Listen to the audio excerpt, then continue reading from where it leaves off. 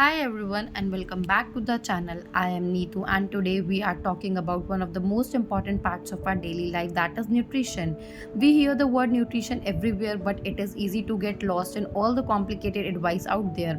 In this video I am going to break down the basics of how what we eat impacts how we feel in a way that is simple, easy to understand and actually doable for our daily life. So it all starts with the understanding nutrition, which is simply the science of food and its relationship to our health. So there is another term nutrient, which are organic and inorganic complexes of food that supply the body with chemicals necessary for metabolism.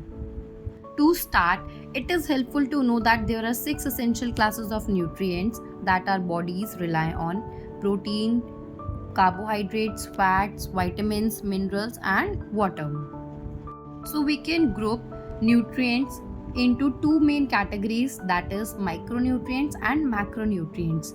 Micronutrients, these include vitamins and minerals which our bodies need in smaller amount but still vital quantities. Macronutrients, these are the ones we need in larger amounts and they make up the main bulk of our food, specifically carbohydrates, protein and fats, and they are also known as proximate nutrients. You all often hear these described as essential or non-essential. But what is essential nutrient and what is non-essential nutrient? An essential nutrient is one your body cannot make on its own or cannot make in enough quantity to meet your daily needs. So you must get it from your diet. Whereas a non-essential nutrient, on the other hand, is one your body can synthesize in sufficient quantities on its own. So next is classification of food. We can classify food in three different ways: by origin, by chemical nature, and by function.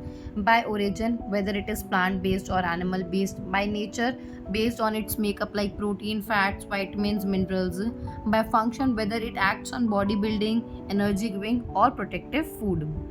So now we will be simplifying the science of protein. If you have ever wondered what proteins actually are and why they are so vital to our body's health, so let's start with the basics. What is protein? Protein is a class of nitrogenous compound that yields amino acid when hydrolyzed. Body composition, it is a major component of our physiology and constituting 20% of our total body weight. If we talk about chemical makeup, then chemically proteins are composed of carbon, hydrogen, oxygen, nitrogen and sulfur. Now let's look at the amino acid themselves. So what is the structure of amino acid? Amino acids are organic compound made up of amino group, that is NH2, and a carboxyl group, that is COOH. Total count, the human body contain 24 amino acids in total, all of which are required for protein synthesis. Crucially, not all of these can be made by our bodies. So there are 9 essential amino acids that must be obtained directly through our diet. These include leucine, isoleucine, lysine, methionine, threonine, phenylalanine, valine, histidine and tryptophan. I also want to highlight a special case, which is arginine. While it is non-essential for adults, it cannot be formed quickly enough to meet the high demand in infants, so making it an essential amino acid during the early life.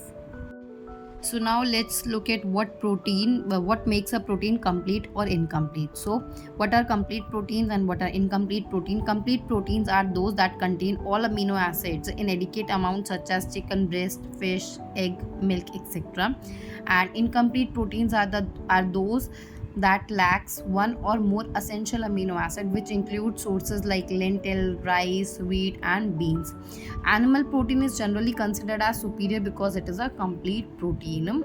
It is also important to note that plant protein have limiting amino acids. Cereal proteins are deficient in lysine and threonine, essential amino acid, while pulse and legume proteins are deficient in methionine, essential amino acids. So why is protein so vital to our bodies? It performs several key features, functions. That's why. So first one is bodybuilding and repair. It constructs new tissues and repairs existing one. And second is enzyme and hormone synthesis. It creates essential substances like hemoglobin, insulin, clotting factors, etc. Next is fluid balance. It maintains proper fluid balance, also known as blood osmotic pressure. Next is energy supply. Protein provide 10 to 20% of the total body energy. So now finally let's talk about the daily requirements for general adult. The ICMR recommendation is 1 gram per kg body weight. On average, this breaks down to 60 gram per day for an average male and 55 gram per day for an average female. Requirements increase for pregnant women, that is additional of 15 grams per day, and for lactating mothers is plus 25 grams per day. For infant who have specific needs of 1.16 grams per day per kg weight for those aged 0 to 6 months and 1.69 gram per kg body weight for those aged 6 to 12 months. So that was all about protein. So next is carbohydrates. Let's explore what they are and how they power our bodies. At a chemical level, carbohydrates are derived from carbon and hydrate or water, which is why they carry the name carbohydrate. They contain one water molecule for each carbon atom. They are a group of organic chemicals made up of carbon, oxygen, and hydrogen. So why do we need them? So carbohydrates provide 4 kilocalories of energy per gram. They form 2 to 3% of our total body mass. Regarding our blood, there is a total of 2 to 5 grams of glucose circulating at any time, with a normal blood glucose level ranging between 80 to 120 mg per dl. So what are the main sources of carbohydrates? We get carbohydrates from various sources like starch, polysaccharide. This is the stored form of carbohydrates in plant found in cereals, roots or tubers. Next is glycogen, which is animal starch. This is stored form in animals, which can be found in meat. Next is cellulose. This is indigestible and holds no nutritive value. So next is dietary requirements of carbohydrates. According to the general dietary guidelines for most adults, carbohydrates should make up 45 to 65% of your daily calories. When calculated by body weight, a general health recommendation is 3 to 5 grams per kilogram of body weight daily. For those with moderate activity, this increases to 5 to 7 grams per kilogram.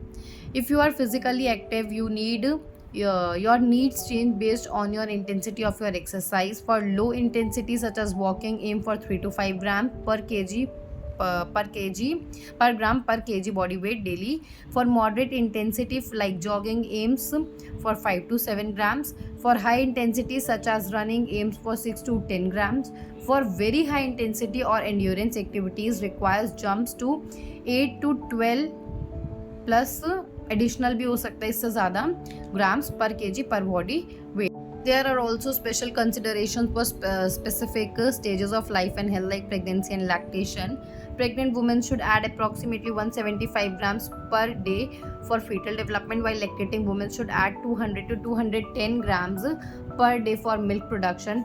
Diabetes management, the focus should be on complex carbohydrates and fiber while utilizing tools like carbohydrates counting and the glycemic index. Whether you are an athlete or just focusing on general health, choosing the right carbs makes all the difference. Thanks for watching. If you like this video, then please subscribe the channel, comment and share.